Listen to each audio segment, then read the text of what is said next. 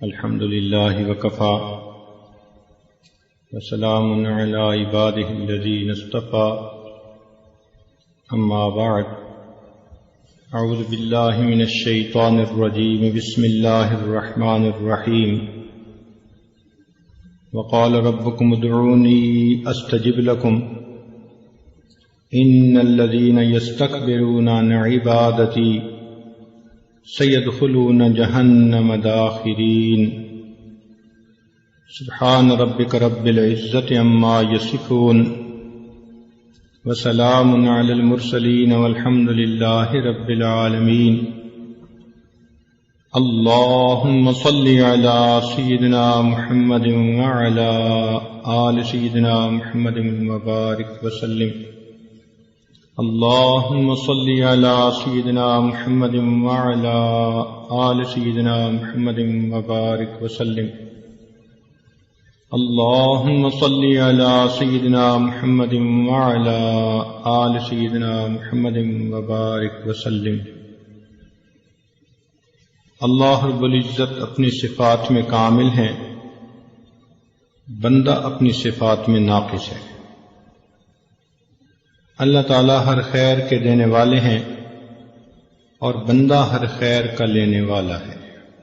بندے کی نقائص کا یہ عالم کہ یہ سامنے دیکھے تو اسے پیچھے نظر نہیں آتا، دائیں دیکھے تو بائیں نظر نہیں آتا، اوپر دیکھے تو اسے نیچے نظر نہیں آتا،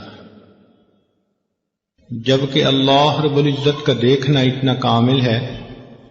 کالی رات ہو، کالی چٹان ہو، اس کے اوپر اگر کوئی کالی چیونٹی بھی چل رہی ہو تو اللہ رب العزت اس کو چلتا ہوا دیکھتے ہیں۔ انسان کا سننا اتنا ناقص کہ اگر ایک وقت میں یہ کسی سے گفتگو کر رہا ہو اور دوسرے لوگ بھی آپس میں قریب بیٹھے باتیں کر رہے ہوں تو اس کو بات سننے میں دشواری ہوتی ہے۔ ہم نے کتنی مرتبہ دیکھا کہ ٹیلی فون پہ بات کرتے ہوئے اگر کمرے میں کوئی دوسرا بھی بول رہا ہو تو اسے کہنا پڑتا ہے کہ جی آہستہ بولیں، مجھے بات سمجھ نہیں آ رہی، جبکہ اللہ رب العزت کا دیکھنا اتنا کامل ہے، اللہ رب العزت کا سننا اتنا کامل ہے کہ حضرت آدم علیہ السلام سے لے کر قیامت تک آنے والا آخری انسان، مرد، عورت، بچے اور بوڑھے سب کے سب ایک میدان میں جمع ہو جائیں اور ایک ہی وقت میں اللہ رب العزت سے دعائیں مانگیں، اللہ تعالیٰ اس پر قادر ہے ان سب کی الگ الگ دعا کو سن لے۔ تو انسان اپنی صفات میں ناقص ہے، اللہ رب العزت اپنی صفات میں کامل ہے۔ انسان ہر خیر کا لینے والا ہے، اللہ تعالی ہر خیر کے دینے والے۔ چنانچہ ہمارے پاس جو کچھ بھی ہے یہ ہمارا اپنا ذاتی نہیں، ملکیت نہیں، یہ سب اللہ رب العزت کی دین ہے اور اس کی عطا ہے۔ آپ ذرا غور فرمائیں، اگر اللہ تعالیٰ ہمیں صحت نہ دیتے ہم بیمار ہوتے، اگر اللہ تعالیٰ ہمیں مال نہ دیتے ہم بیکاری ہوتے، اگر اللہ تعالیٰ ہمیں بینائی نہ دیتے ہم اندھے ہوتے، گویائی نہ دیتے ہم گنگے ہوتے، سماعت نہ دیتے تو ہم بہرے ہوتے، ہاتھ پاؤں نہ دیتے تو لولے لنگڑے ہوتے، اگر اللہ تعالیٰ ہمیں کھانا نہ دیتے ہم بھوکے ہوتے، پانی نہ دیتے تو ہم پیاسے ہوتے، کپڑے نہ دیتے ہم ننگے ہوتے، اگر اللہ تعالیٰ گھر نہ دیتے بے گھر ہوتے، اولاد نہ دیتے لاولد ہوتے، اگر اللہ تعالیٰ ہمیں عزت نہ دیتے ہم دنیا میں ذلیل ہوتے، اگر اللہ تعالیٰ ہمیں عقل نہ دیتے تو ہم پاگل ہوتے۔ معلوم ہوا یہ جو عزتوں بھری زندگی ہم دنیا میں گزارتے پھر رہے ہیں یہ سب اللہ رب العزت کا کرم اور احسان ہی ہے۔ چنانچہ ہارون رشید ایک مرتبہ پیاسا تھا اور اس نے پانی مانگا تو لانے والے نے پانی کا پیالہ لا کر دیا ایک اللہ والے وہاں بیٹھے ہوئے تھے. انہوں نے کہا بادشاہ سلامت، پانی پینے سے پہلے ذرا میری بات سن لینا کہ اگر آپ کو پیاس لگی ہو اور پوری دنیا میں ایک پیالہ کے سوا کہیں پانی نہ ہو اور وہ پانی والا آپ سے قیمت مانگے تو آپ کتنی قیمت دے کر پانی کا پیالہ خرید لیں گے؟ بادشاہ نے کہا کہ میں اپنی آدھی سلطنت دے کر بھی وہ پانی خریدوں گا اور پیوں گا. اس نے کہا اچھا، اگر آپ نے وہ پانی پی لیا اور وہ پانی آپ کے جسم میں جا کر کہیں بلاک ہو گیا، یورینیشن نہیں ہو رہی اور آپ کو سخت تکلیف ہو رہی ہے، کیونکہ جن مریضوں کا پیشاب بند ہو جاتا ہے وہ تو زندگی اور موت کی کشمکش میں ہوتے ہیں، مچھلی کی طرح تڑپ رہے ہوتے ہیں. اگر آپ کی یہی حالت ہو اور پوری دنیا میں ایک طبیب ہے جس کے پاس دوا ہے جس سے وہ پیشاب آسانی سے خارج ہو سکتا ہے، تو آپ بتائیں کہ کتنے پیسے دے کر وہ دوائی خریدیں گے؟ بادشاہ نے کہا کہ اپنی آدھی سلطنت دے کر بھی وہ دوائی خریدوں گا. اس نے کہا بادشاہ سلامت، معلوم ہوا کہ آپ کی پوری حکومت ایک پانی کا پیالہ خریدنے اور جسم سے اس کو گزار کر نکال دینے کے برابر ہے، اور آپ سوچیں آپ نے زندگی میں کتنے پیالے پانی پیا، کیسے کیسے مشروبات پیے، اللہ تعالیٰ کی کن کن نعمتوں کو استعمال کیا. آپ کیسے سوچ سکتے ہیں کہ آپ اللہ تعالیٰ کی نعمتوں کا شکر ادا کر سکتے ہیں؟ تو واقعی بات ایسی ہے، ہم تو اپنے سر سے لے کے پاؤں تک اللہ تعالیٰ کی نعمتوں میں ڈوبے ہوئے ہیں، بلکہ ہمیں ان نعمتوں کا استحضار بھی نہیں ہے کہ وہ نعمتیں کون کون سی ہیں. چنانچہ انسان جب کھانا کھاتا ہے تو اس کے جو فوڈ کا پائپ ہے اس کے اندر اللہ تعالیٰ نے ایک وال بنایا ہوا ہے، وہ ون وے وال ہے، یعنی جب غذا جاتی ہے تو وہ نیچے جانے دیتا ہے، اور اگر غذا باہر نکلنا چاہے تو وہ اس کو روک لیتا ہے. اس لیے ابھی ایک بندے نے کھانا کھایا اور ابھی وہ سر کے بل کھڑا ہو جائے تو اس کے منہ سے غذا واپس نہیں آتی، وہ والو اسے روک لیتا ہے. ہمیں احساس ہی نہیں کہ یہ اللہ تعالیٰ کی کتنی بڑی نعمت ہے. چنانچہ ہمارے ایک تعلق والے دوست ڈاکٹر ہیں نیو یارک میں، ایک مرتبہ ہمارے ہاں مہمان آئے تو ہم نے ان کے لیے بستر بچھایا. وہ کہنے لگے کہ حضرت میں تو لیٹ کر سونے کی نعمت سے محروم ہوں. پوچھا وہ کیوں؟ کہنے لگے کہ وہ جو کھانے کی نالی کے اندر ایک والو ہوتا ہے وہ میرا والو لیک ہو چکا ہے، چنانچہ اگر میں لیٹ جاؤں تو میرے پیٹ کا جتنا بھی کھانا ہوتا ہے وہ منہ کے راستے باہر آتا ہے، لہذا میں لیٹ نہیں سکتا، مجھے ساری رات بیٹھ کے سونا ہے. چنانچہ ہم نے دیکھا کہ ساری رات وہ بندہ بیٹھا اور ایسے بیٹھے بیٹھے اوٹ لگا کر سویا. اس دن ہمیں محسوس ہوا کہ اے اللہ، لیٹ کر سو جانا بھی آپ کی کتنی بڑی نعمت ہے. ایک نوجوان کا ایکسیڈنٹ ہوا، اس کے آنکھ کے اوپر جو کور ہے وہ کٹ گیا، چنانچہ ایک آنکھ بالکل ننگی جیسے مچھلی کی آنکھ ہوتی ہے، زخم تو مندمل ہو گیا. ڈاکٹر نے اسے کہا کہ اب آپ کو یہ آنکھ بار بار دھونی پڑے گی دن میں. کیوں؟ کہ ہوا کے اندر جو پولیوشن ہوتی ہے اس کی وجہ سے ڈسٹ کی ایک لیئر اس کے اوپر تھوڑی تھوڑی دیر بعد جمے گی، تو آپ کو اسے دھونا پڑے گا. چنانچہ اس نے دھونا شروع کر دیا، ہر گھنٹے 2 گھنٹے کے بعد آنکھ میں پانی ڈالے. اب جب بار بار یہ عمل شروع کیا تو 1 مہینے کے بعد اس کے رخسار کا جو گوشت تھا وہ اتنا سینسٹیو ہو گیا کہ پانی کے لگنے سے درد ہوتا تھا. اس نے ڈاکٹروں کو کہا کہ اس مصیبت سے کیسے میری جان چھوٹ سکتی ہے؟ انہوں نے کہا کہ دیکھیں، اللہ تعالیٰ نے ایک نظام بنایا ہے کہ ہر انسان کی پلکوں کے نیچے ایک پانی کا سسٹم ہے، وہ آٹومیٹک تھوڑی تھوڑی دیر بعد پانی ریلیز کرتا ہے، اور انسان پلک چھپکتا ہے تو اس کی آنکھوں کی سکرین اس سے صاف ہوتی رہتی ہے۔ یوں سمجھیں کہ یہ ہماری آنکھوں کی ونڈ سکرین کا وائپر ہے، اور وہ ہر وقت صاف ہوتی ہے تو ہمیں محسوس نہیں ہوتا۔ اب سوچئے جب اس نعمت سے کوئی بندہ محروم ہوا تب اس کو احساس ہوا کہ پلک چھپکنا بھی اللہ رب العزت کی کتنی بڑی نعمت ہے۔ تو جب ہم اتنے ہی محتاج ہیں تو ہمیں چاہیے کہ ہم اپنی ان نعمتوں کو اللہ تعالیٰ سے مانگیں۔ اللہ تعالیٰ سے نعمتیں مانگنا اس عمل کو دعا کہتے ہیں، اور قدرتی بات ہے کہ رمضان مبارک کا یہ مقدس مہینہ ویسے بھی مانگنے کا مہینہ ہے، اور اس عاجز کو آج دعا مانگنے کے لیے ہی بلایا گیا ہے۔ تو دل میں خیال آیا کہ دعا سے متعلق ہی کیوں نہ چند باتیں کہہ دی جائیں۔ ممکن ہے کہ اگر یہ بات سامعین کے سمجھ میں آ گئی اور انہوں نے رمضان مبارک میں اللہ تعالیٰ سے صحیح انداز سے دعائیں مانگی تو یقیناً ان کا فائدہ ہو جائے گا۔ نبی علیہ السلام نے فرمایا الدعاء مخ العبادہ، دعا عبادت کا نچوڑ ہے۔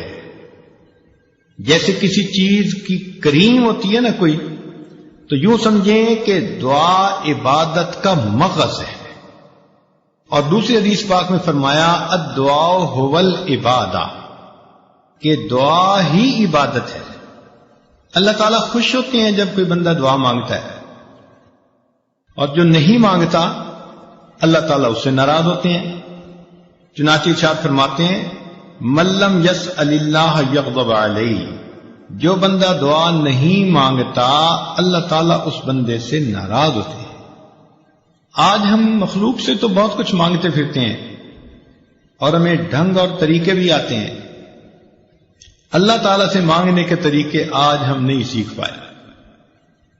چنانچہ مخلوق کے مانگنے میں اور اللہ رب العزت سے مانگنے میں چند بنیادی فرق ہیں۔ ذرا توجہ سے بات سنیے گا۔ پہلی بات تو یہ کہ مخلوق سے اگر آپ بار بار مانگیں تو مخلوق ناراض ہوتی ہے۔ آپ دوست سے ایک دفعہ کوئی چیز مانگیں وہ دے دے گا، دوسری دفعہ مانگیں دے دے گا، تیسری دفعہ موڈ بنا لے گا، چوتھی دفعہ بولنا چھوڑ دے گا، اور پانچویں دفعہ آپ سے تعلق توڑنے کا اعلان کر دے گا کہ یہ کیسا آدمی ہے، ہر وقت مانگتا ہی رہتا ہے۔ تو مخلوق سے بار بار مانگو تو مخلوق ناراض ہوتی ہے، جبکہ اللہ رب العزت کا معاملہ عجیب ہے۔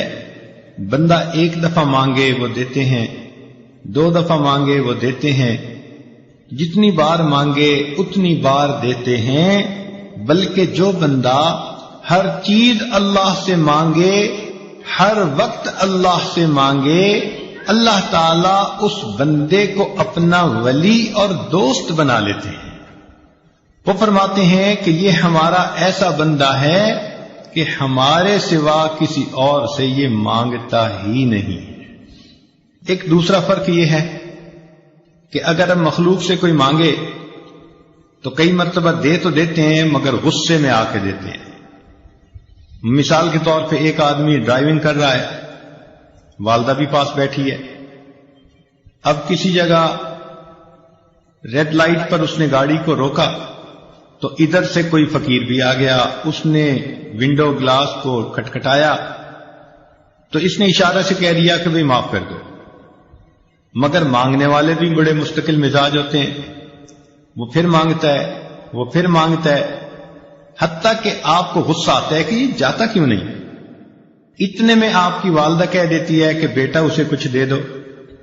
اب ماں کے کہنے کی بنا پر آپ اپنی جیب سے 2 روپے نکال کر دیتے تو ہیں، مگر کتنی غصے والی نظروں سے اس فقیر کو دیکھتے ہیں، اور دیتے ہوئے یوں کہہ رہے ہوتے ہیں کہ جیسے بھائی لو اور دفع ہو جاؤ۔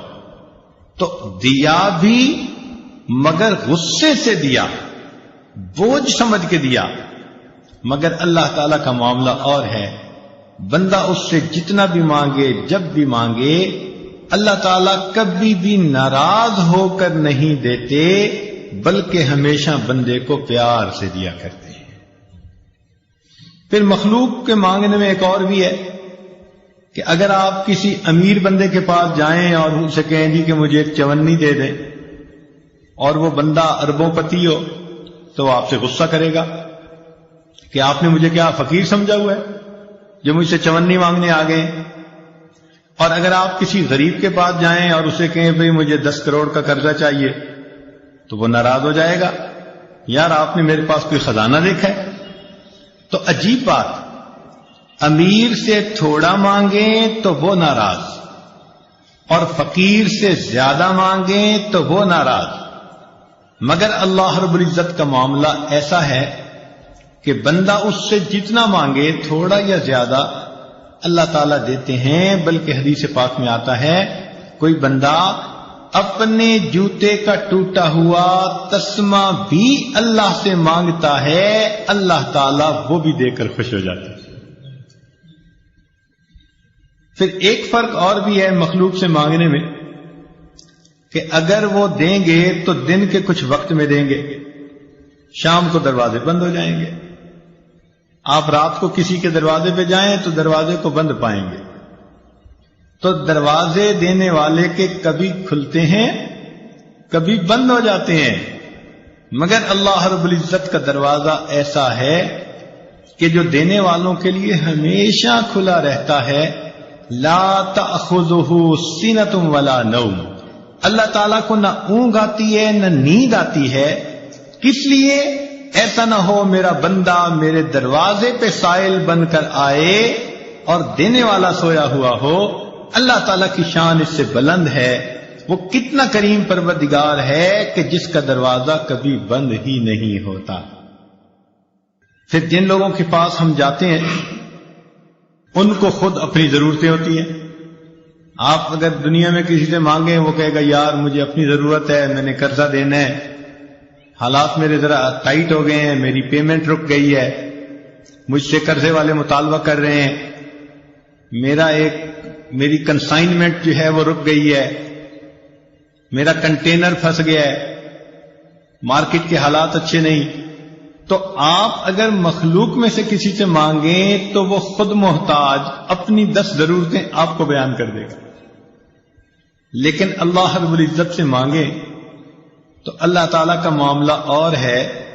اللہ تعالیٰ وہ ذات ہے کہ سب اس کے محتاج ہیں، وہ کسی کا محتاج نہیں ہے. پھر مخلوق سے مانگنے میں اور اللہ تعالیٰ سے مانگنے میں ایک فرق اور بھی ہے کہ اگر دنیا میں کوئی بندہ ذرا ذی حیثیت بنتا ہے نا، تو اس کی کوشش ہوتی ہے کہ اپنوں کو نوازے. آج دنیا میں کسی کو حکومت ملے تو وہ اپنی پارٹی کے بندوں کو ہی نوازتے ہیں، اور ان کی کوشش ہوتی ہے کہ اگر کوئی حزب مخالف میں ہے تو اس کے جو کچھ پاس ہے اس سے بھی محروم کر دو، ان کے منہ سے نوالے بھی چھین لو. تو مخلوق اپنوں کو عطا کرتے ہیں اور غیروں کو محروم کرتے ہیں. اللہ تعالیٰ کا معاملہ اور ہے، وہ اس دنیا میں اپنوں کو بھی عطا کرتا ہے جو کلمہ پڑھنے والے بندے ہیں، جنہوں نے اللہ کو مانا. اور جنہوں نے اللہ کو نہ مانا ان کفار کو بھی اپنی رحمانیت کے صدقے اللہ تعالیٰ اس دنیا میں اولاد دیتا ہے، عزت دیتا ہے، مال دیتا ہے، صحت دیتا ہے. تو معلوم ہوا کہ اللہ تعالیٰ وہ ذات ہے جو فقط اپنوں کو ہی نہیں نوازتے، وہ اس دنیا میں اپنے غیروں کو بھی عطا فرما دیتے ہیں. وہ یاروں کو بھی دے دیتے ہیں اس دنیا میں اور غداروں کو بھی دے دیتے ہیں. بلکہ اپنوں کو تو دال ساگ پہ راضی کر دیتے ہیں اور غداروں کو تو معلوم نہیں کیا کیا تر لقمے کھلا دیتے ہیں. فرماتے ہیں کہ اگر مجھے ایمان والوں کا ڈر نہ ہوتا، خوف نہ ہوتا کہ یہ بہک جائیں گے، تو ان کافروں کی چھتوں کو، ان کی سیڑھیوں کو، ان کے گھروں کو میں سونے کا بنا دیتا اس لیے کہ پوری دنیا میری نظر میں مچھر کے پر کے برابر بھی حیثیت نہیں رکھتی۔ پھر مخلوق سے مانگنے میں اور خالق سے مانگنے میں ایک اور فرق بھی ہے کہ جس سے آپ کو مانگنا ہے پہلے آپ کو اس سے تعلق بنانا پڑے گا، تحفے طائف لے کے جانے پڑیں گے۔ تو دنیا میں کسی کے پاس جاؤ تو پوچھیں گے کیا لائے ہو، کیا گفٹ لائے، افسر صاحب کے لیے کیا کچھ لائے۔ تو دنیا میں کسی کے پاس جاؤ تو جواب ملے گا کہ کیا لائے ہو، جبکہ اللہ رب العزت وہ ذات ہے کہ جب بھی اس کے دروازے پہ بندہ جائے وہ ہمیشہ بندے سے یہ پوچھتا ہے میرے بندے تم میرے دروازے پر کیا لینے کے لیے آئے ہو۔ مخلوق کے بارے میں دیکھا کہ اگر وہ کسی پہ کچھ احسان کریں بھی اور انہیں اڑتی ہوئی خبر ملے کہ فلاں بندہ تو میرے بارے میں الٹی بات کر رہا تھا، تو وہ شک کی بنا پر بھی اپنے ان احسانات کو تعاون کو روک دیتے ہیں۔ حقیقت نہیں تھی بات، ایسے ہی کسی نے بات کر دی، کیونکہ یہ اس کو دے رہے ہیں، احسان کر رہے ہیں، تو شک کی بنا پر اس بندے کو محروم کر دیں گے۔ پر اللہ تعالیٰ کیا ذات ہے، سبحان اللہ، کہ اس کے بندے اگر بتقاضائے بشریت گناہ بھی کر بیٹھتے ہیں، حکم خدا کو توڑ بھی بیٹھتے ہیں اپنی جہالت کی بنا پر، اللہ تعالیٰ اپنی نعمتوں سے محروم پھر بھی نہیں کرتا۔ کبیرہ گناہ کر کے آتے ہیں اور گھر میں آ کے پلنگ پر میٹھی نیند سو جاتے ہیں، اللہ تعالیٰ ان کو نیند سے محروم تو نہیں کر دیتا۔ یہ تو نہیں کہ تم نے نماز قضا کی تو تمہارا کھانا ہضم نہیں ہوگا۔ اللہ تعالیٰ کتنی جو ہے وہ شفیق ذات ہے، رحیم ذات ہے کہ جو اپنے بندوں پر ان کے گناہوں کے باوجود بھی فوراً اپنی نعمتوں کے دروازے بند نہیں کرتا بلکہ ان کو مہلت عطا فرما دیتا ہے۔ تو اس سے معلوم ہوتا ہے کہ اگر بندے نے لینا بھی ہو تو مخلوق سے مانگنے کی بجائے اپنے پروردگار سے مانگے، مگر یہ مانگنا بھی ایک عمل ہے جو سیکھنا پڑتا ہے۔ آپ نے دیکھا ہوگا کورس کے اندر اپلیکیشن دینی ہو نا تو ہر بندہ تو وہ فارم بھر ہی نہیں سکتا، تو لوگ بیٹھے ہوتے ہیں جو کہتے ہیں جی آئیں ہم آپ کو فارم بھرنا سکھا دیتے ہیں۔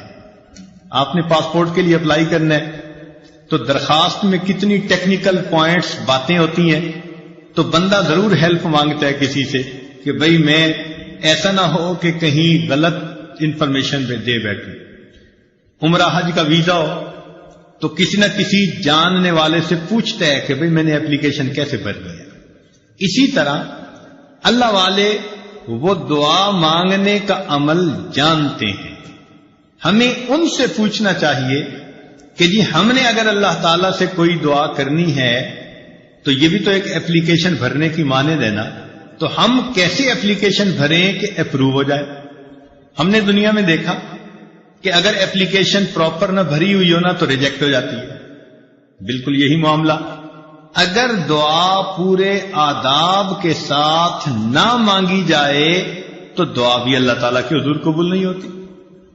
اب ہم پھر پریشان ہوتے ہیں وہ جی ہماری دعائیں قبول کیوں نہیں ہوتی، اور معاذ اللہ ایسے الفاظ کہہ بیٹھتے ہیں جی اللہ تعالیٰ تو ہماری سنتا ہی نہیں، حالانکہ ان ربی لسمیع الدعاء، میرا پروردگار تو ہر بات کو دعا کو سنتا ہے۔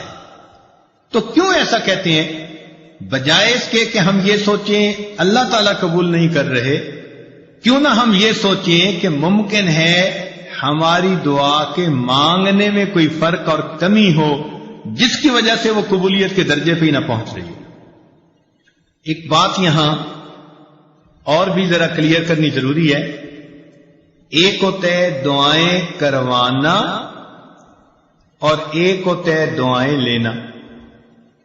دعائیں کروانا بھی عبادت ہے، نیک کام ہے، لیکن دعائیں لینا اس سے بھی بڑا نیک کام ہے۔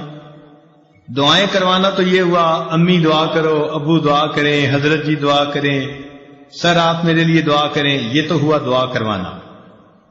یہ بھی کہنا چاہیے، نبی علیہ السلام نے اس کی بھی تلقین فرمائی۔ چنانچہ عمر رضی اللہ عنہ ایک مرتبہ عمرے پہ جا رہے تھے تو نبی علیہ السلام نے ان کو رخصت کرتے ہوئے فرمایا کہ بھائی ہمیں اپنی دعاؤں میں نہ بھولنا. تو نبی علیہ السلام کا یہ فرمانا امت کی تعلیم کے لیے تھا.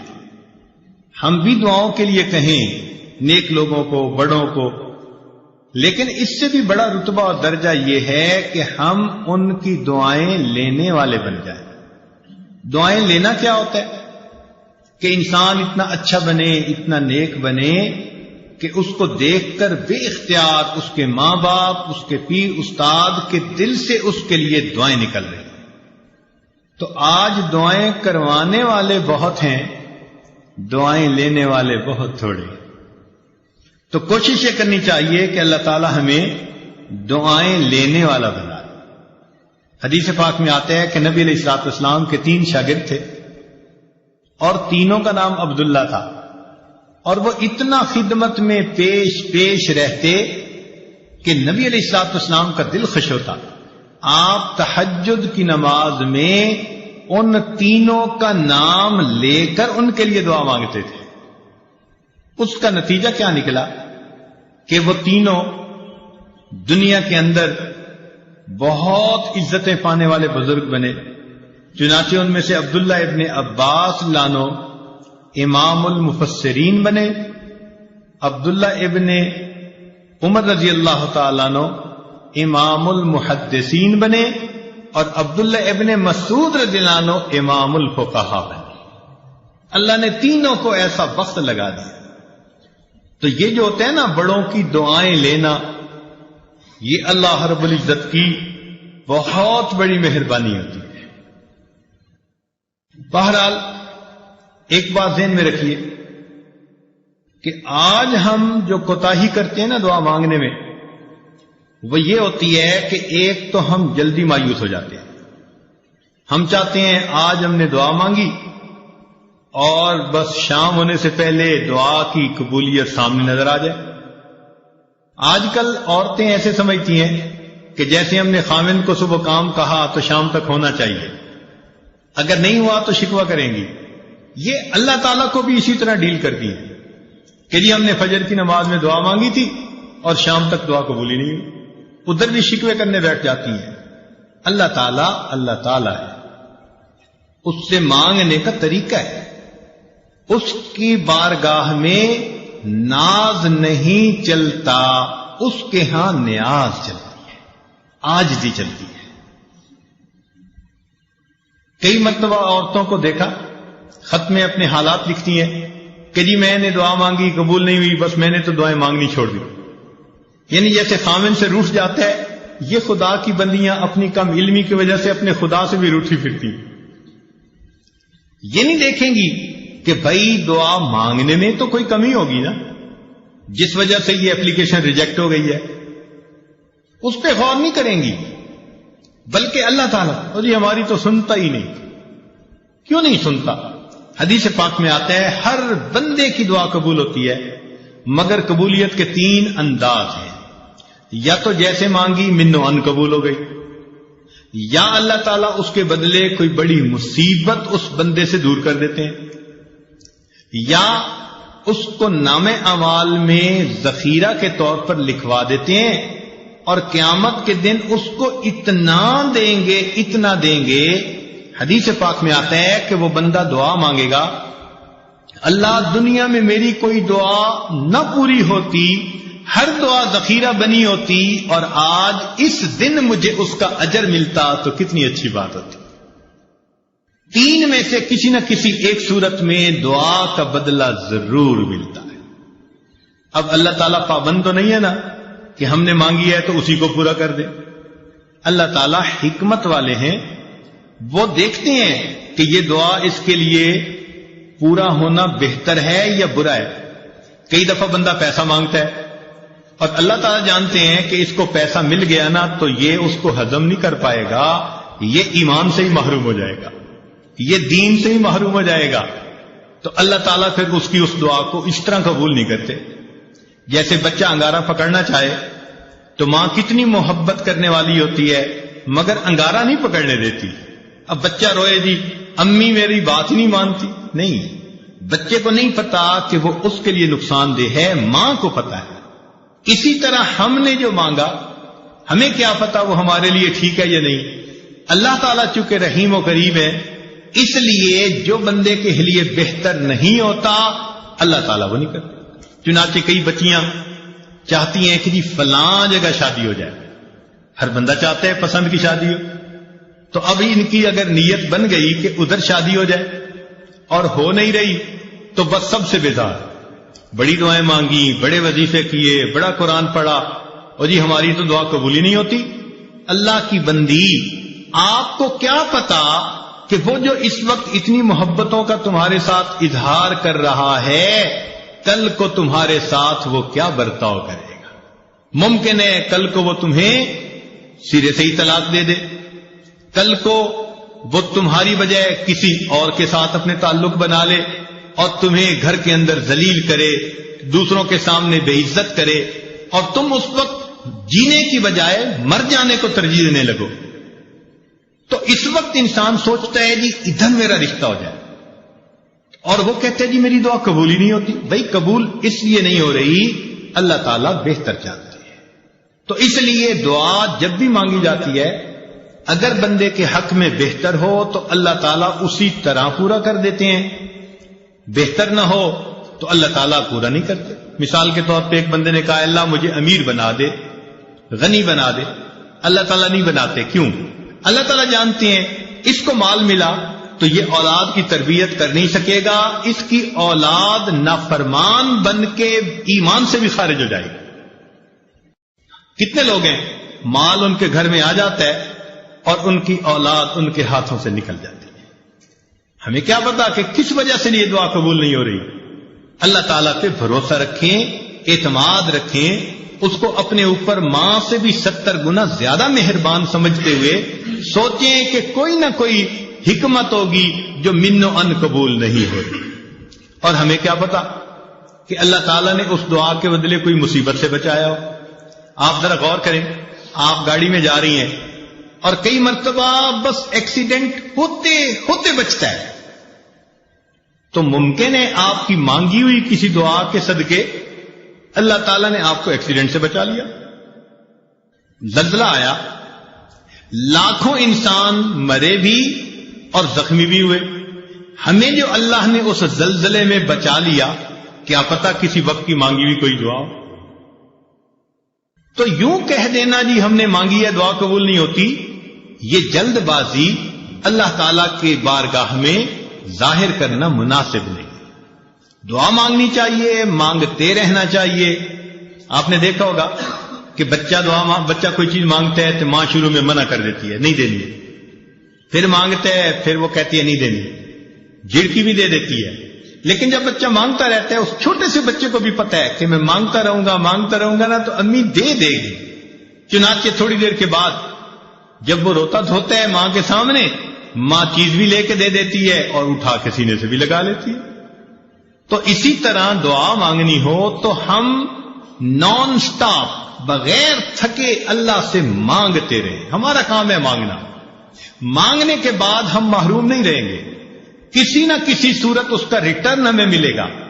یا تو وہ دعا ویسے قبول یا اس کے بدلے کوئی بیماری جو ہے نا وہ دور کر دی جائے گی. کیا پتا کہ آپ دعا مانگتی رہیں اور اللہ تعالیٰ نے اس دعا کے بدلے کوئی سکن ڈیزیز ایسی تھی جس سے آپ کو بچا لیا.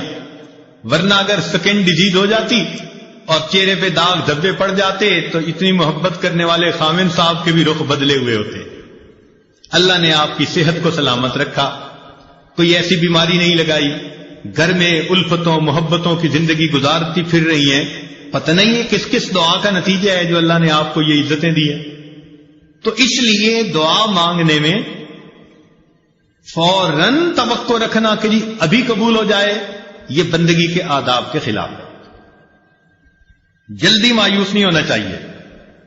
اور پھر ایک بات اس میں اور بھی سمجھ لیں کہ کچھ لوگ دعائیں مانگتے ہیں اور کچھ لوگ دعائیں پڑھتے ہیں.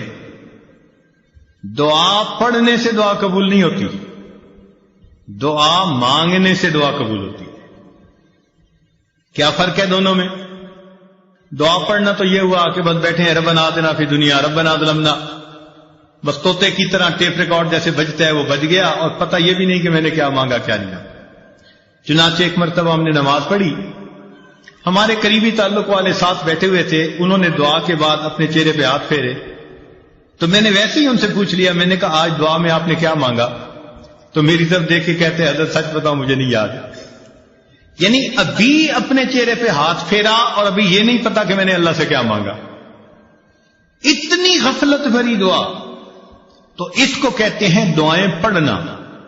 تو دعائیں پڑھنے سے دعائیں قبول نہیں ہوتی، دعائیں مانگنے سے دعائیں قبول۔ دیکھیے، جس فقیر نے آپ سے 1 روپیہ مانگنا ہوتا ہے، وہ کپڑے بھی بڑے پھٹے پرانے پہن کے آتا ہے، وہ شکل بھی فقیروں والی بنا کے آتا ہے، اس کے بعد الفاظ بھی بڑے چن چن کے وہ بولتا ہے جو دوسرے کے دل کو ٹچ کرنے والے ہوں، آواز بھی بھرائی ہوئی ہوتی ہے، ہاتھ بھی کانپ رہے ہوتے ہیں۔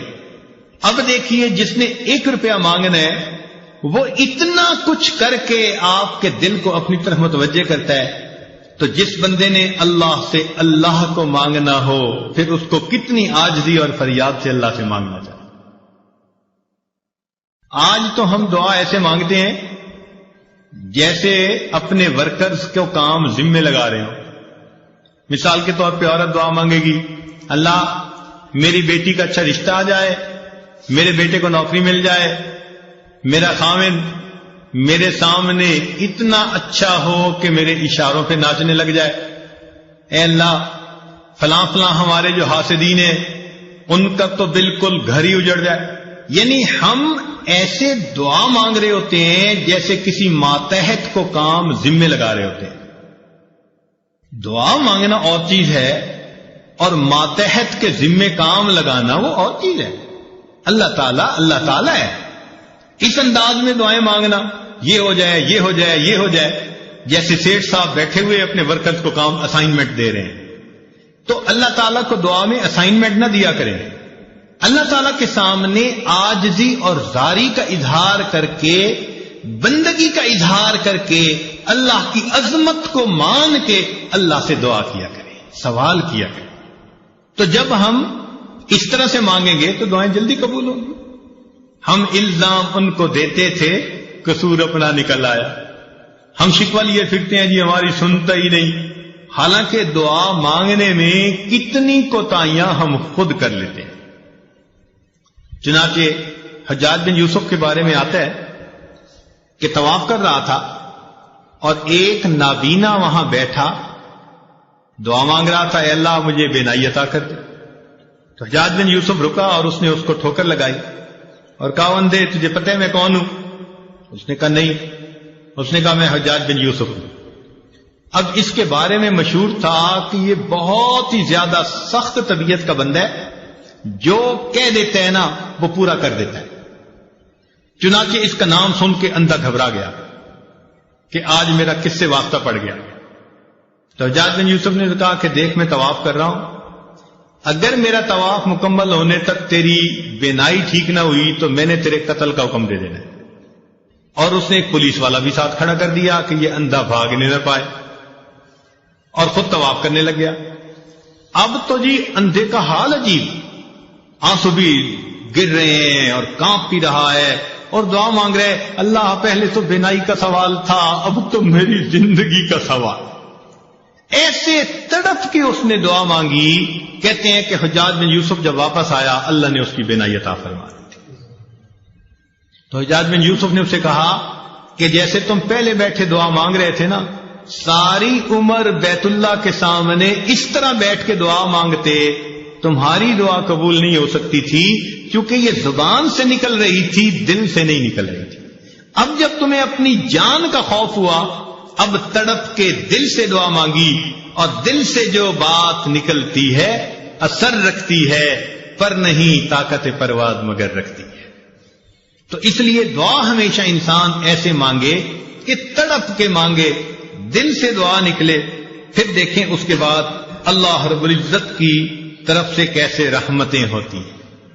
ایک بات ذہن میں رکھنا کہ جو شرفاء ہوتے ہیں نا، سخی لوگ ہوتے ہیں، ان سے اگر کوئی تھوڑا بھی مانگے نا تو وہ اپنے مقام کے مناسب زیادہ دیتے ہیں۔ مثلاً اگر کوئی مجھ سے سوال کرے تو ہو سکتا ہے میں اس کو 10 روپے دے دوں، کسی امیر سے سوال کرے وہ 1000 روپیہ دے دے، کسی وزیر سے بات کرے وہ 10,000 دے دے، ملک کے صدر سے جا کر مانگے تو وہ 1,00,000 روپیہ دے دے، اور اگر سعودی عرب کے بادشاہ سے مانگے تو وہ ملین میں دے دے گا، اس لیے کہ اس کا دین اتنی بڑی۔ تو دنیا کا ہر بندہ اپنی شان کے مطابق دیتا ہے۔ یہ ذہن میں یاد رکھ لیجئے، اللہ تعالیٰ جب قبول فرماتے ہیں تو بندے کو اپنی شان کے مطابق عطا فرما دیتے ہیں۔ وہ اتنے کریم پروردگار ہیں۔ چنانچہ بندے کے یعنی مانگنے والے کا دامن چھوٹا اور دینے والے کی دین بڑی ہوتی ہے۔ جس نے بھی مانگا، مجھے بچپن کا ایک واقعہ یاد ہے۔ ایک محلے کا دکاندار تھا اور میرے والد صاحب کے ساتھ اس کے بڑے اچھے تعلقات دوستانہ تھے۔ جب کبھی اس دکاندار سے میں کوئی چیز سودا لینے جاتا تو وہ سودا بھی تول دیتا، اور جب وزن پورا ہو جاتا تو کچھ اوپر بھی ڈال دیتا۔ تو مجھے یہ بات سمجھ میں نہ آتی، بہت چھوٹی عمر تھی، تو میں نے ایک دفعہ اپنے ابو سے پوچھا کہ وہ تولتا تو ہے اور جب بالکل وزن پورا ہو جاتا ہے وہ کچھ اوپر بھی ڈال دیتا ہے۔ تو ابو نے بتلایا کہ بیٹے یہ اس کی محبت ہے کہ جتنا حق بنتا ہے وہ حق سے زیادہ ہمیں دیتا ہے۔ وہ بچپن کی بات آج یاد آتی ہے کہ اگر ایک انسان کے اندر محبت ہے، اخلاص ہے، تعلق ہے، وہ مانگنے والے کو اس کی مانگ سے زیادہ دیتا ہے، تو اللہ رب العزت تو بڑے کریم ہیں، رحیم ہیں۔ بندہ جب اللہ تعالیٰ سے مانگتا ہے اللہ تعالیٰ اس کی توقعات سے بھی بڑھ کر اسے عطا فرما دیتا ہے۔ اب اس کی طرح 2-4 مثالیں سن لیجئے۔ حضرت ابراہیم علیہ السلام اپنی بیوی سیدہ ہاجرہ رضی اللہ تعالی عنہ اور اپنے بیٹے اسماعیل علیہ السلام کو ملک شام سے لے آئے اور انہوں نے مکہ مکرمہ میں آ کر آباد کیا۔ وہاں پر کہیں سبزہ ہی نہیں تھا، نام و نشان ہی نہیں تھا، بالکل بواد غیر ذی زرع، کوئی زراعت کا نام و نشان ہی نہیں تھا۔ جب انہوں نے ان کو وہاں بسایا تو دعا مانگی کہ اے اللہ وارزقہم من الثمرات، ان کو کھانے کے لیے پھل عطا کر دیجئے۔ ہم جیسا کوئی ہوتا تو کھانے کے لیے روٹی پانی مانگتا، مگر انبیاء کی شان بلند ہوتی ہے، فراست بڑی ہوتی ہے۔ انہوں نے اللہ تعالیٰ سے کھانے کو پھل مانگے۔ اب دیکھیے کہ اللہ تعالیٰ نے ان کی دعا کی قبولیت کا جہاں تذکرہ کیا تو وہاں ارشاد فرمایا یجبا الیہ ثمرات کل شیء، اے میرے پیارے ابراہیم ہم اس جگہ ہر چیز کے پھل پہنچائیں گے۔ حالانکہ ثمرات الاشجار کہہ دیتے تو بھی بات ٹھیک تھی کہ درختوں کے پھل، اور مانگنے والے کی نیت تو درختوں کے ہی پھل تھی نا، مگر جب دینے والے نے دینے کا اعلان کیا تو ثمرات الاشجار نہیں کہا، ثمرات کل شیء، ہر چیز کا ثمر پہنچے گا۔ چنانچہ آج آپ دیکھیں کہ کھیتیوں کا ثمر سبزیاں ہیں، درختوں کا ثمر ان کے پھل ہیں، ملوں کا ثمر ان کا پروڈکٹ ہے، کسی کا ثمر کپڑا، کسی کا ثمر چینی، کسی کا ثمر پلاسٹک کی چیزیں۔ تو پوری دنیا میں جو ثمر بھی کہیں سے نکل رہا ہے اللہ تعالیٰ اس کو اس مکہ مکرمہ کے دیش میں پہنچا رہے ہیں۔ انسانوں کا ثمر ان کی اولاد ہوتی ہے، اور دیکھو انسان اپنی اولاد کو وہاں بھیجنے کے لیے دعائیں مانگے، او جی دعا کرو میرے بیٹے کا سعودی عرب میں کام بن جائے۔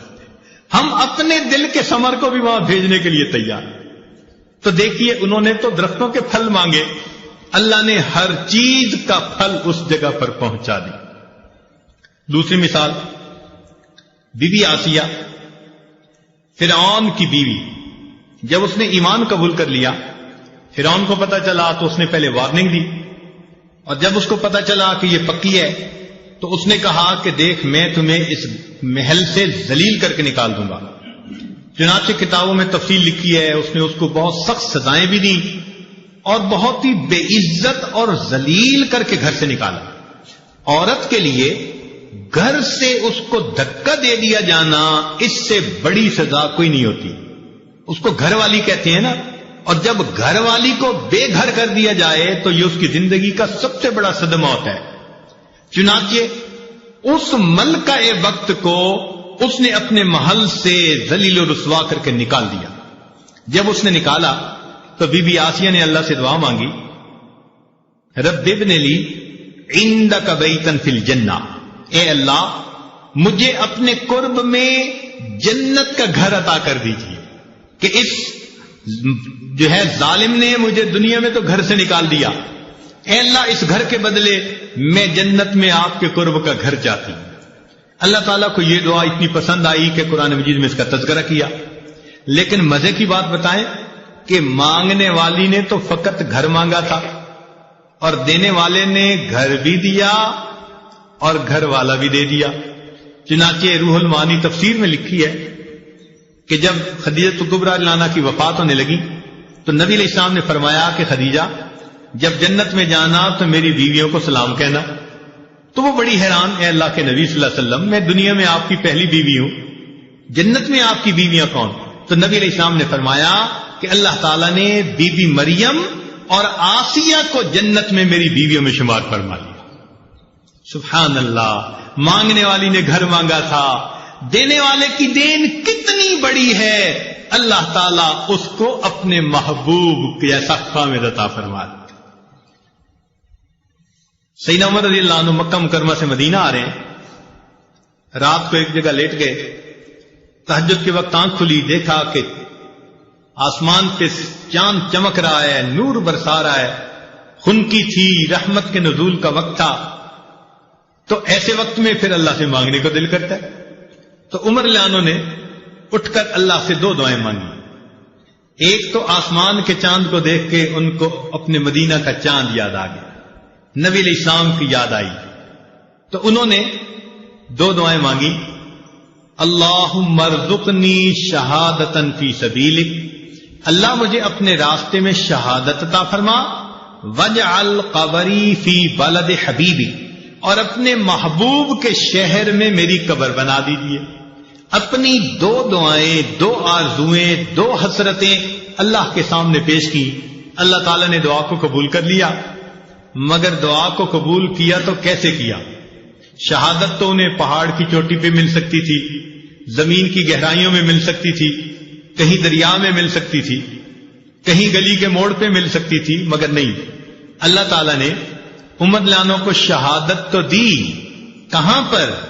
باوضو ہیں، نماز کی حالت میں ہیں، اور نبی علیہ الصلوۃ والسلام کی مسجد میں ریاض الجنہ میں مصلی کے اوپر کھڑے ہیں، وہاں ان کو زخم لگایا جاتا ہے جو بالآخر شہادت کا سبب بنتا ہے۔ اب انہوں نے تو یہ تو نہیں مانگی تھی اللہ اپنے محبوب کے مصلی پہ مجھے شہادت عطا۔ تو مانگنے والے نے دیکھو فقط شہادت مانگی، مگر دینے والے کی دین اتنی بڑی کہ مانگنے والے کی توقعات سے بھی زیادہ ہوتی ہے۔ انہوں نے دعا مانگی تھی، اے اللہ محبوب کے شہر میں مجھے دفن ہونا نصیب فرما، تو اگر جنت بقیع میں دفن ہو جاتے تو دعا پوری ہو جاتی، مگر نہیں، اللہ تعالیٰ نے جب دعا قبول کی تو ان کی توقع سے بڑھ کر معاملہ کیا، کیا کہ اللہ تعالیٰ نے ان کے لیے اپنے محبوب کے حجرے میں محبوب کے قدموں میں دفن ہونے کی توفیق عطا فرما دی۔ تو دستور یہ نکلا کہ مانگنے والا جو بھی مانگتا ہے، دینے والا اس کی امیدوں سے بڑھ کر اپنی شان کے مطابق عطا فرماتا ہے۔ وہ دینے والا بڑا کریم ہے۔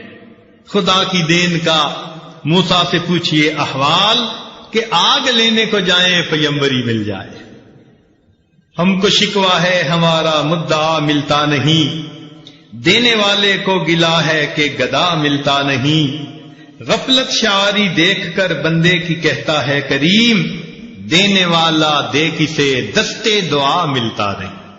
مانگنے والا ہاتھ ہو اور دل ہو تو پھر اللہ کیوں نہ عطا فرمائیں گے، وہ تو بلکہ دے کے خوش ہوتے ہیں۔ اس لیے ہمیں چاہیے کہ ہم اللہ کے حضور اللہ سے خوب نعمتیں مانگیں. ہمارے جانے میں دیر ہے، اس کی عطا میں دیر نہیں ہے. ہم تو مائل بکرم ہیں، کوئی سائل ہی نہیں. راہ دکھلائیں کسے، راہ رو منزل ہی نہیں. طور تو موجود ہے، موسیٰ ہی نہیں. جب رات مانگنے کا وقت ہوتا ہے، عام دنوں میں تہجد کے وقت، فجر کے وقت آنکھ ہی نہیں کھلتی. کس قدر تم پہ گراں صبح کی بیداری ہے، ہم سے کب پیار ہے، ہاں نیند تمہیں پیاری. تو اس لیے ہم اللہ تعالیٰ سے اگر اس قبولیت دعا کے وقت میں مانگیں، حدیث پاک میں آتا ہے کہ تہجد کے وقت ایک فرشتہ کہتا ہے حل من سائل فعطی له، ہے کوئی سوال کرنے والا کہ جس کے سوال کو پورا کر دیا جائے. تو جب اللہ تعالیٰ کی طرف سے اعلان ہو رہا ہے کہ مانگنے والوں مانگو، ہم اس وقت میٹھی نیند سوئے ہوئے، گھوڑے بیچ کے سوئے ہوئے، پتہ ہی نہیں ہوتا کہ بھئی ہم نے تہجد بھی پڑھنی ہے، فجر کی نماز بھی پڑھنی ہے. کئی لوگوں کے لیے تو رمضان المبارک میں سحری میں اٹھنا مشکل ہے. عورتیں کہتی ہیں جی بس رات کھا لیں گے، صبح اٹھا نہیں جاتا. اب بتائیے، یہ ہمارا حال ہے. تو رمضان کے کچھ دن باقی رہ گئے، ان میں ہم اللہ تعالیٰ سے مانگیں. دیکھیے کتابوں میں لکھا ہے کہ ایک بوڑھا جس کی عمر 90 سال، بیوی بھی فوت ہو گئی، اولاد بھی نہیں تھی، بھائی بہن بھی چلے گئے، ماں باپ بھی چلے گئے، پوری دنیا میں وہ تنہا ہے. کسی پڑوسی نے اس کی روٹی ذمہ لے لی تھی اور انہوں نے اپنی بیٹھک میں اس کو رکھ لیا تھا، لیکن اس کی کھانسی کے بدلے، بلغم کے بدلے ان کے دل خراب ہوئے تو انہوں نے اس کو بھی جواب دے دیا. اب جب انہوں نے بھی اپنے گھر سے دھکا دے دیا، یہ بے سہارا بوڑھا، پوری دنیا میں اس کا کوئی نہیں. اب اگر اس کا دل ٹوٹا تو یہ سوچتا ہے کہ میں کہاں جاؤں، تو خیال آتا ہے کہ کیوں نہ میں اپنے رب سے جا کے دعا مانگوں. تو یہ بوڑھا ہانپتا ہوا، کانپتا ہوا، لاٹھی پکڑے، جھکی ہوئی کمر ہے، آنکھوں پہ اینک لگی ہوئی ہے، منہ میں دانت نہیں، پیٹ میں آنت نہیں، طاقت نہیں. اب اس وقت اگر یہ اللہ کے گھر کی طرف آہستہ آہستہ چل رہا ہے تو اللہ رب العزت اس باغی بوڑھے سے یہ نہیں پوچھتے تو نے اپنی جوانی کہاں ضائع کی، تیرا جمال کہاں گیا، تیرا مال کہاں گیا، اب تجھے میرا در یاد آیا. اللہ تعالیٰ اس باغی بوڑھے سے بھی شکوے نہیں فرماتے. اگر وہ اپنی موت سے پہلے زندگی میں اللہ کے در پر چل کر آتا ہے، اللہ تعالیٰ فرماتے ہیں کہ اگر وہ 1 بالش چلتا ہے، میری رحمت 2 بالش چلتی ہے. وَإِنْ أَتَانِي يَمْشِي أَتَيْتُهُ هَرْوَلًا، اگر وہ میری طرف چل کے آتا ہے، میری رحمت اس کی طرف دوڑ کے جا رہی ہوتی.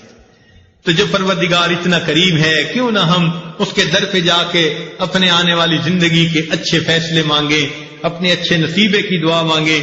اللہ رب العزت فرماتے ہیں وَأَمَّا السَّائِلَ فَلَا تَنْهَرْ، اور سوالی کو انکار نہ کرو. اب سوچنے کی بات ہے، جب ہم جیسے کمزوروں کو اللہ حکم دیتے ہیں کہ تم سوالی کو جھڑکی نہ دو، روکو نہیں، تم سوالی کو انکار نہ کرو، تو اگر کوئی بندہ اس پروردگار کے در پر سوالی بن کر کھڑا ہوگا اور بیٹھے گا، اللہ تعالیٰ اپنے اس بندے کو کیسے انکار فرمائیں گے؟ یقیناً مانگنے کی کمی ہوتی ہے، دینے والے کی دین میں تو کوئی کمی نہیں، وہ تو دے کے خوش ہوتا ہے. بلکہ فرماتا ہے کہ وَقَالَ رَبُّكُمُ ادْعُونِي أَسْتَجِبْ لَكُمْ، تمہارے رب نے یہ فرمایا تم دعا مانگو میں قبول کروں گا. اللہ کا کلام بھی سچا اور اللہ تعالیٰ بھی سچے ہیں، لہذا ہم پکے یقین کے ساتھ اللہ تعالیٰ سے دعائیں مانگیں.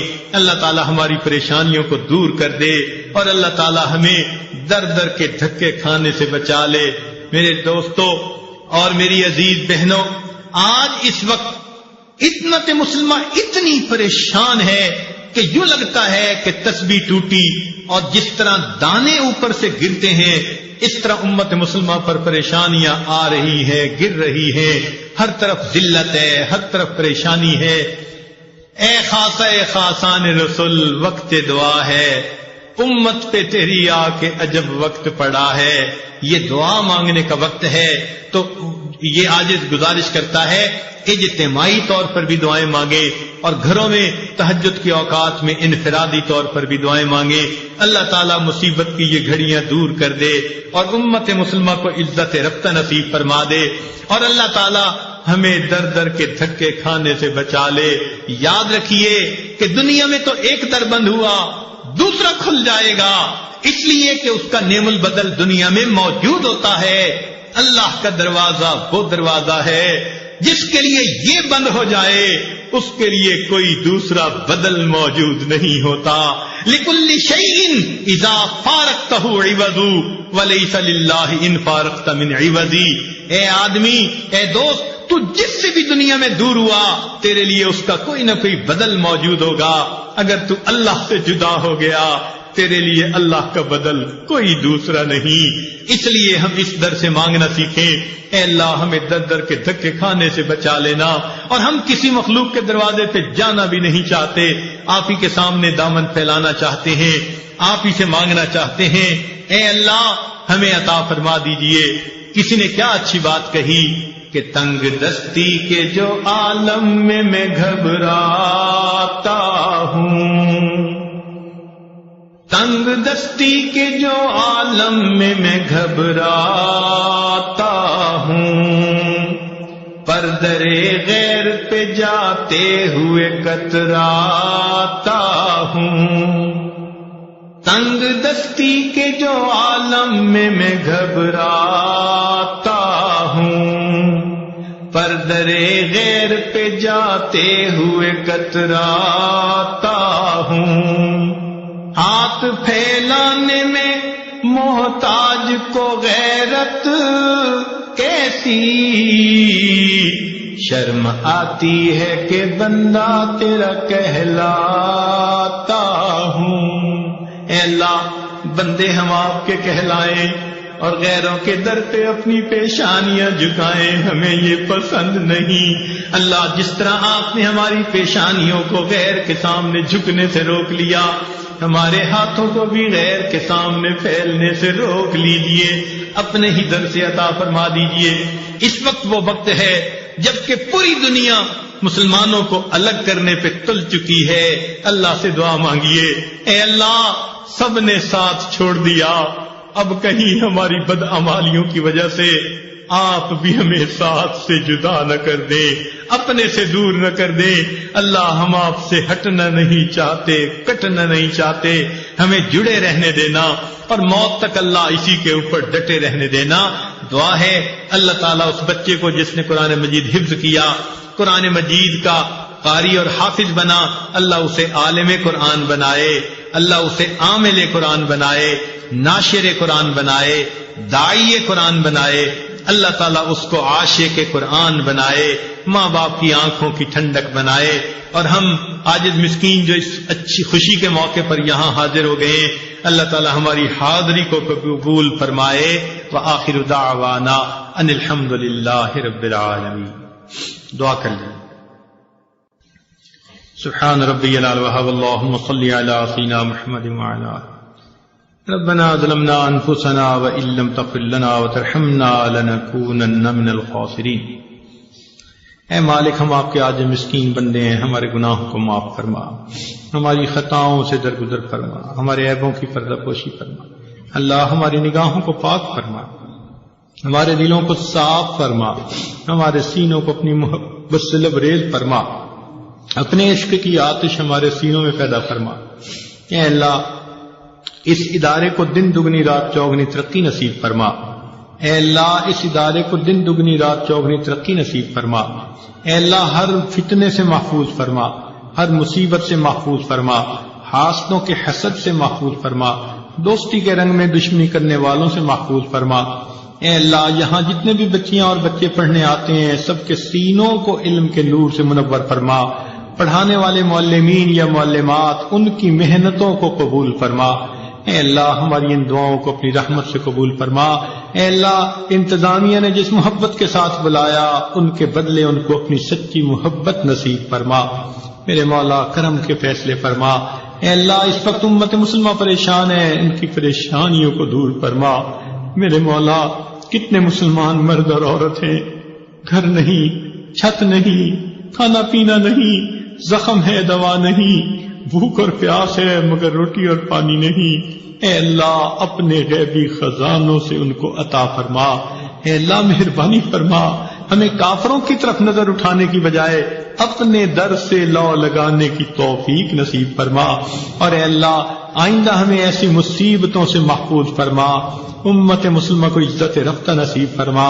اے اللہ ہمارے تینوں حرم کی حفاظت فرما، ہمیں بار بار اپنے گھر کا دیدار عطا فرما، اپنے محبوب کے در کی حاضری نصیب فرما۔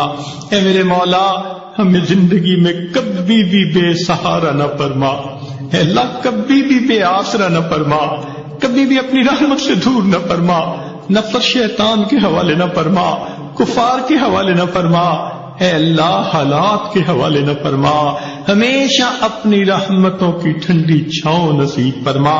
اے اللہ دل میں جو نیک مرادیں ہیں ان کو پورا فرما۔ رمضان مبارک کے اس بابرکت مہینے میں اللہ ہمارے گناہوں کی مغفرت فرما، میرے مولا ہماری بخشش فرما۔ رب کریم ہمیں اپنی پسندیدہ جگہ جنت نصیب فرما، جہنم سے پناہ عطا فرما۔ میرے مولا ہماری ان دعاؤں کو اپنی رحمت سے قبول فرما۔ اے اللہ جب کوئی بچہ پریشان ہوتا ہے ماں باپ کی طرف دوڑتا ہے، بندہ پریشان ہوتا ہے پروردگار کی طرف دوڑتا ہے۔ اے بے کسوں کے دستگیر، اے ٹوٹے دلوں کو تسلی دینے والے، اے خالی جھولیوں کو بھر دینے والے، اے گناہگاروں کے گناہوں پہ رحمت کی چادر ڈال دینے والے، ہمارے ساتھ بھی کرم کے فیصلے فرما۔